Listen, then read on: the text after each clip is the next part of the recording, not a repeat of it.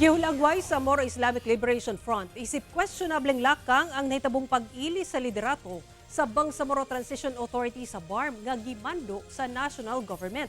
Pipila ka bulan una mahitabo ang BARMM parliamentary elections. Lakip ang pagpahunong sa gobyerno sa ulahing phase sa decommissioning alang sa normalization track sa Bangsamoro Islamic Freedom Fighters o BIFF. Ano yung report ni Argil Relator? March 2025, dihang milingkod isip Interim Chief Minister sa Bangsamoro Autonomous Region in Muslim Mindanao, si Abdul Rauf Makakuwa. Human siya gi-appoint ni Pangulong Bongbong Marcos.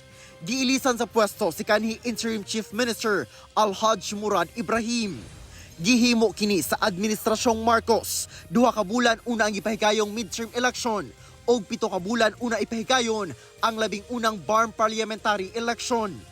Ang maong lakang, gitawag ni Moro Islamic Liberation Front Peace Implementing Panel Chair Muagher Iqbal nga kwestyonableng nga pag-ilis sa Bangsamoro Transition Authority na gimando sa national government.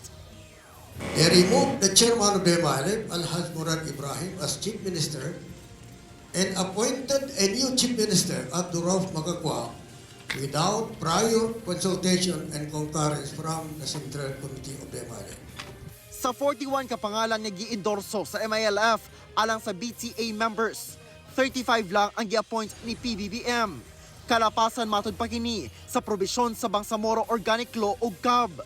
With only 35 members appointed, the national government has weakened the MILF leadership in the BTA, raising serious concerns about the integrity of the transition period and the commitment of the parties to the peace agreement. Wala na matud pagituman ang mga nakalatid sa Comprehensive Agreement on the Bangsamoro, ang final peace agreement nga gipirmahan sa gobyerno sa Pilipinas ug MILF niadtong 2014 nga mao'y nahimong tulay sa pagkamugna sa BARMM.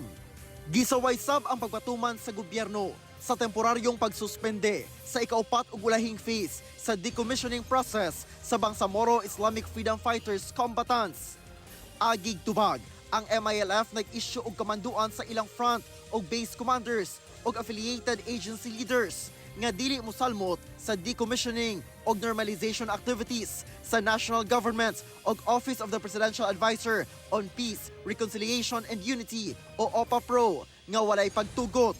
Apan ang OPA-PRO may distansya sa maong issue. We have so many agencies in the government that are recommending to the President. And our function in OPA is primarily to implement the comprehensive peace process. Gi-welcome sa MILF ang resolusyon ni Senator Amy Marcos nga magpahigayon og Senate hearing aron tan-awon ang estado labot decommissioning. Giila matud pa sa MILF ang authority ni Pangulong Bongbong Marcos.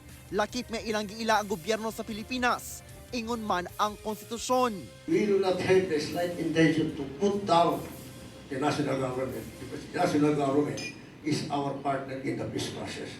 But we want the whole nation really to know what is really the situation as far as the implementation of the comprehensive agreement on the Bangsamoro is concerned. Gikinahanglan matud pa ang joint o bilateral decision making. Hinoon ang MILF ni pasalig ngadto kang PBBM nga nagpabilin silang fully committed sa pagtuman sa mga kasabutan ubos sa Comprehensive Agreement on the Bangsamoro. 2 ka adlaw nga magatapok ang mga representante gikan sa MILF, sakop sa Government Peace Panel o Peace Advocates aron hisgutan ang mga lakang sa pagduso sa malahutayong kalinaw sa Mindanao luyo sa nagkadaiyang hagit karon sa panggobyerno. Kauban si Melchor Awing sa kamera. Ako si Argil Relator. 1 Mindanao.